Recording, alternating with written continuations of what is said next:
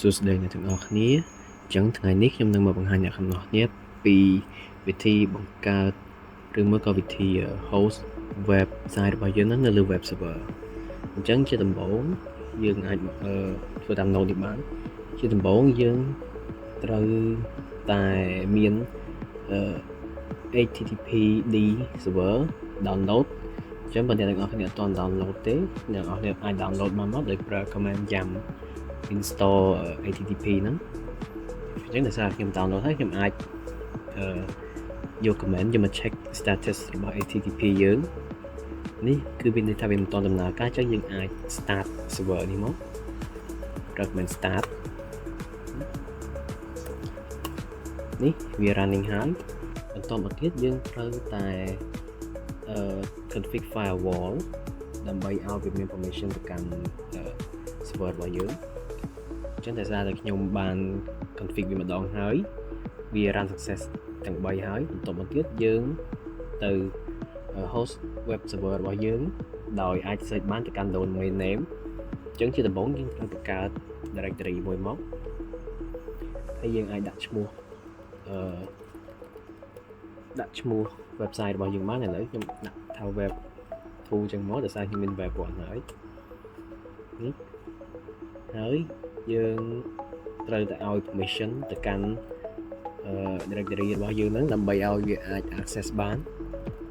ចូលដាក់ web 2 មក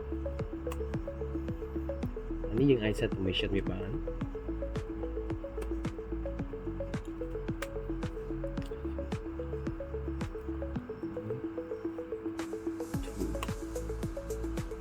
បន្តមកទៀតយើងអាចទៅសេ element ឬមួយក៏ទៅសេអ្វីទៅកាន់ website web tool របស់យើងមកដើម្បីឲ្យវាមានអ្វីនៅក្នុងហ្នឹងពេលដែលយើងតេស្តវាយើងអាចឃើញវាបាននៅលើ browser របស់យើងយ៉ាងនេះខ្ញុំគ្រាន់តែទៅសេវាថា welcome ហើយដោយដាក់ថា web tool ដូរនេះខ្ញុំទៅសេថា from web tool មកស្រួលចំណាំ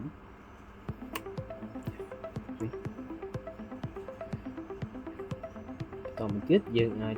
ទៅ config ទៅលើ file សិន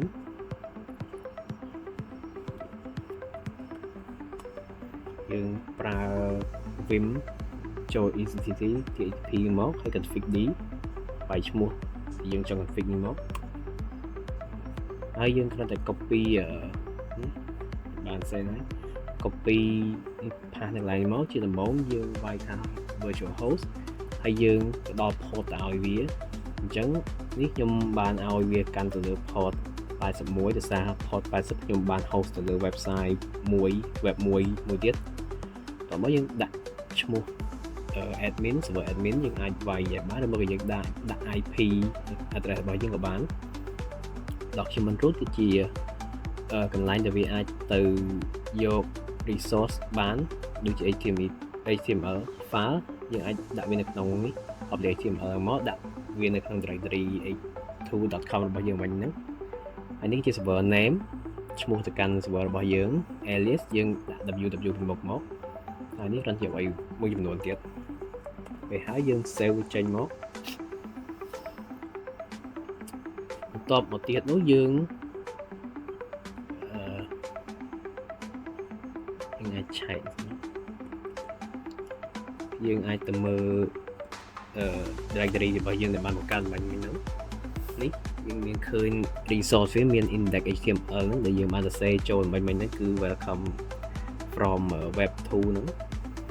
ពេលដែលហើយអស់យើងអាចrestart server វាមួយមក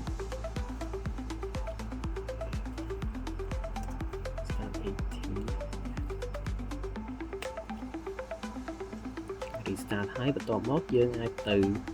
config host របស់យើង file host ដើម្បីឲ្យវាភ្ជាប់ទៅកាន់ server យើងបានយើងចូលមកក្នុង window នេះហើយយើងចូលមកកាន់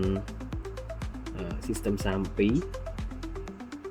ហើយចូលមក driver etc នេះ host នេះយើងអាច បើវាមកនៅក្នុង Visual Code នេះយើងអាចថែមមានកន្លែងនេះដោយសារខ្ញុំបានថែមវារួចហើយយើងអាចវាយ IP virtual machine របស់យើងមកហើយយើងអាចដាក់ឈ្មោះ web.com របស់យើងមកដើម្បីអាច serve វាបាននៅលើ browser របស់យើងឥឡូវខ្ញុំបាន configure រួចហើយខ្ញុំអាចទៅ test បានយើងចូលមកកាន់ browser របស់យើងមកហើយយើងវាយវា web ហើយខ្ញុំសាក web 1សិននេះ element របស់ web 1របស់ខ្ញុំហើយយើងសាកវាយ web 2ម្ដង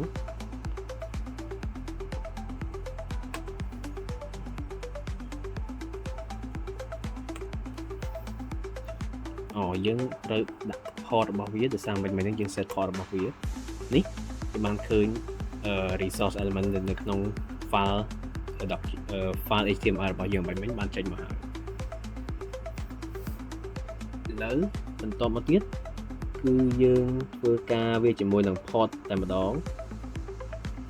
គឺជាការ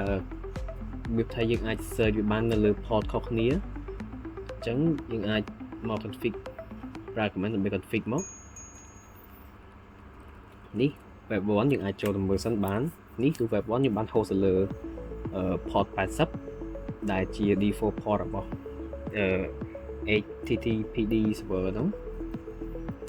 យើងអាចចូលមកមើលបាញ់មួយនេះសម្រាប់ web 2នេះខ្ញុំបាន host ទៅកាន់ port 81ដែលយើងបាន search ដើម្បីមិនហ្នឹងតោះទៅយើងដាក់ port ពីក្រោយទើបអាចយើងចូលមកកាន់ server ហ្នឹងបាន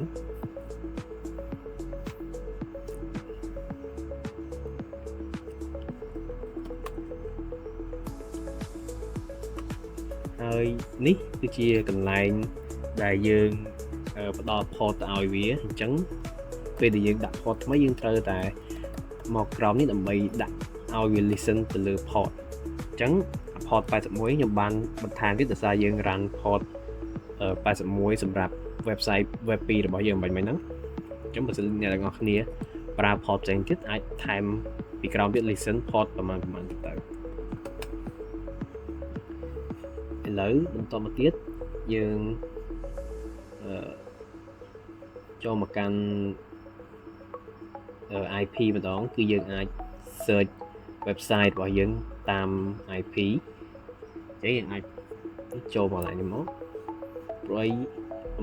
ពេលដែលយើង search website ទីនេះគឺយើងបើសិនជាយើងវាយ IP របស់យើងនេះហើយខ្ញុំដាក់ port វា80នោះវាចូលមក website ទី1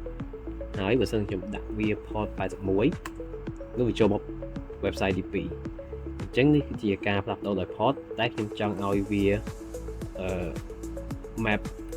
website និង IP នេះជាមួយគ្នាដោយមិនប្រើ port អញ្ចឹងយើងអាចប្រើ command មួយនេះដើម្បីយើងបន្ថែម IP យើងមួយទៀតចូលមក edit មកយើង edit មក IPv4 យើង add យើងដាក់ port មក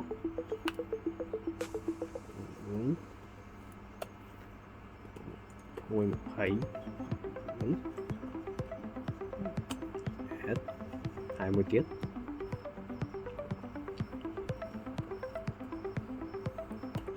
ទៅ8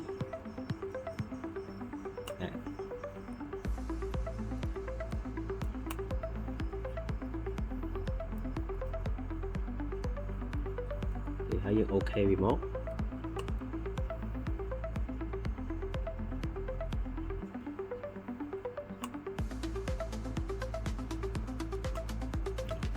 ហើយយើងអាចវាយ IP address មកដើម្បីមើល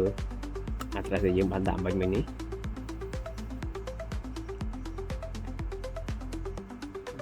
មកដំបូងយើងត្រូវ restart ម៉ាស៊ីនយើងសិនយើងខ្វាយ reboot នោះពេលដែលម៉ាស៊ីនយើង reboot ហើយយើងអាចចូលមកឆែកaddress យើងមកនេះគឺយើងបានឃើញថាយើងមាន address ថ្មីនេះជា address ដើមរបស់ខ្ញុំ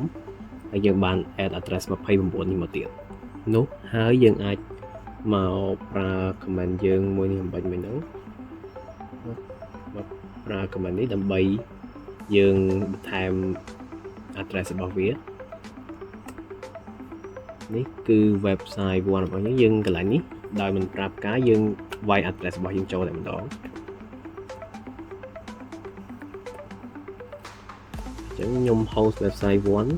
ទៅលើ address 28 port 80ហើយ website 2ខ្ញុំ host វាទៅលើ address 29 port 81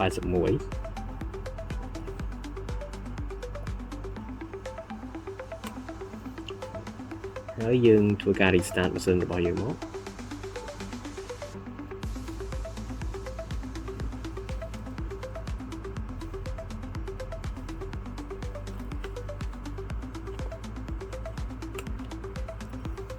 យើងអាចចូលមកតេស្តម្ដងទៀតវាយ address របស់វាអញ្ចឹងនេះគឺជា address របស់ web ទី1វាចេញហើយយើងសាកវាយ address ថ្មីរបស់ web ទី2 9 81នេះគឺវាចេញទៅលើ address web ទី2របស់យើងដែលយើងដូរ address គ្នា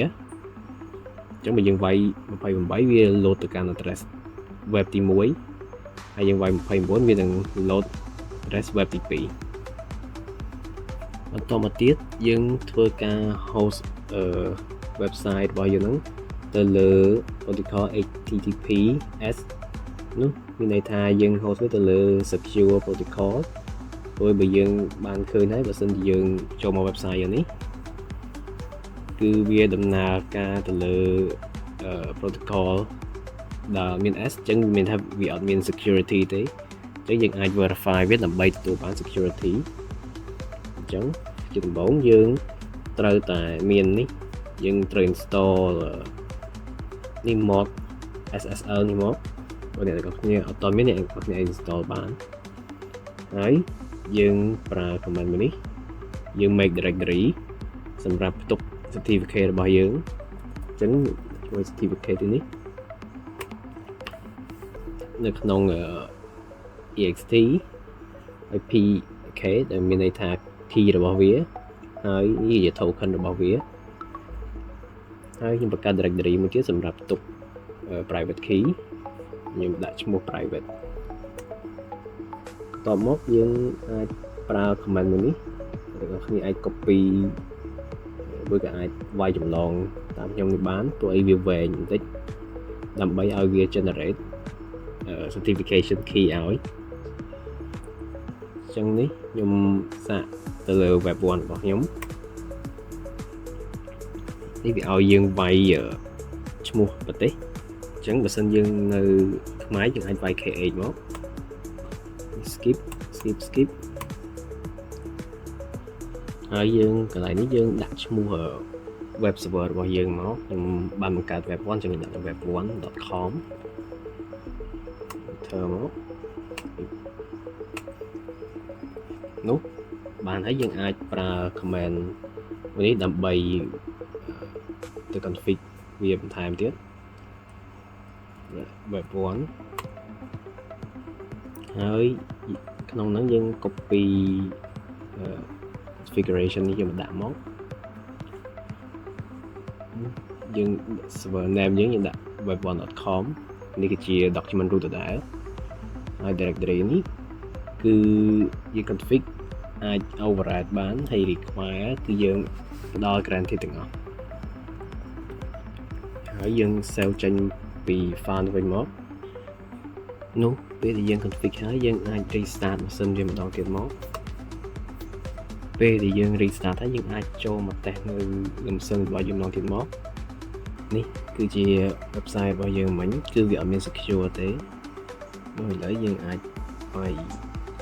ពីមុខនឹងថែមពាក្យថា https / មកនោះវានឹងបង្ហាញនេះមក យើងចុចពី advanced ហើយយើង process វាទៅ website មកនេះបើសិនវាចេញមកចេះគឺមានន័យថាវាដំណើរការត្រឹមត្រូវហើយវាលុះត្រាតែវាខំដាក់ថា not secure មែនប៉ុន្តែដោយសារតែយើងធ្វើការ test វានៅលើ local machine របស់យើងទេនោះមានន័យថា website យើងនេះ browser វាមិនមានការ secure យើងអាចចូលមកដើម្បីឆែកទៅលើ certificate ដែលយើង generate បានគឺវាមានសពគ្រប់ហើយប៉ុន្តែដោយសារតែយើងធ្វើការបន្តទៅលើ local machine របស់យើងអញ្ចឹងហើយធ្វើឲ្យ browser មិនមានការ secure protocol ទៅលើ website របស់យើងហ្នឹង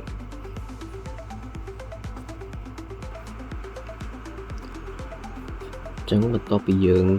បាន set up web server នៅក្នុង CentOS ហើយឥឡូវយើងសាកមកធ្វើវានៅលើ Windows Server ម្ដងអញ្ចឹងដើម្បីធ្វើបានយើងចូលមកកាន់ server management មកហើយយើងត្រូវតែទៅ install នៅកាន់ web server សិន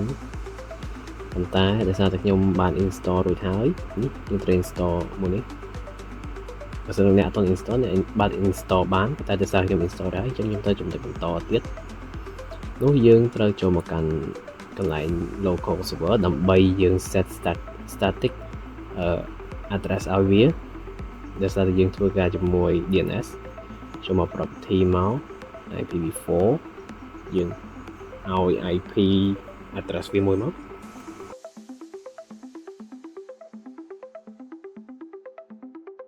នេះវានឹង load មកកន្លែងនេះបញ្ជាក់ថាយើងបាន set IP address វាហើយតមកយើងចូលមក tool DNS យើងចូលមក forward zone យើងបង្កើត zone ថ្មីមកយើងដាក់ឈ្មោះវាថា web.com បន្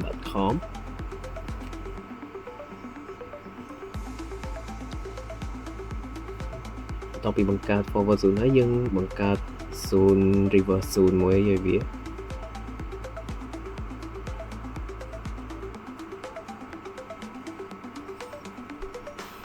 យើងដាក់ IP address មិញមកប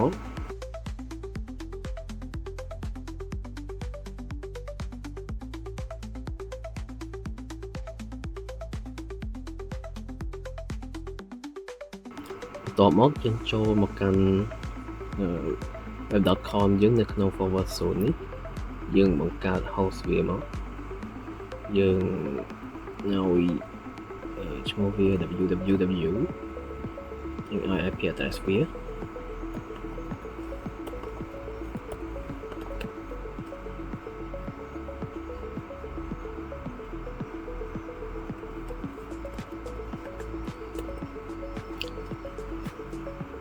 add host វាមកនេះយើងចូលមកមើលនៅក្នុង reverse zone យើងនេះយើងបានឃើញវា add pointer ទៅកាន់ website របស់យើងដែលបាន add មិញនេះហើយនោះបន្ទាប់មកយើងធ្វើការ test វាមកយើងអាចចូលមកកាន់ Chrome browser យើងបានហើយយើងអាចវាយ IP address ដែលយើងបានដាក់មិញនេះមកនេះបើសិនអ្នកឃើញ web page បែបនេះមានន័យថាយើងបានធ្វើការ host website យើងមកលើនេះបានសម្រេចហើយដោយសារតែវាចេញ page មិនចឹងដោយសារតែគឺព្រោះតែ website យើងនេះអត់មាន resource អីនៅក្នុងហ្នឹងទេគឺវាអត់មានចឹងទៅវា load default page របស់វាមកបើសិនអ្នកចង់ធ្វើការ host website របស់អ្នកដែលមាន element នឹងមាន tag មានអីគឺអ្នកអាចបង្កើតឬមួយក៏អាច copy file website ហ្នឹងយកមកដាក់នៅក្នុងនេះមកហើយអ្នកអាច point ពីឈ្មោះ directory មួយហ្នឹងទៅកាន់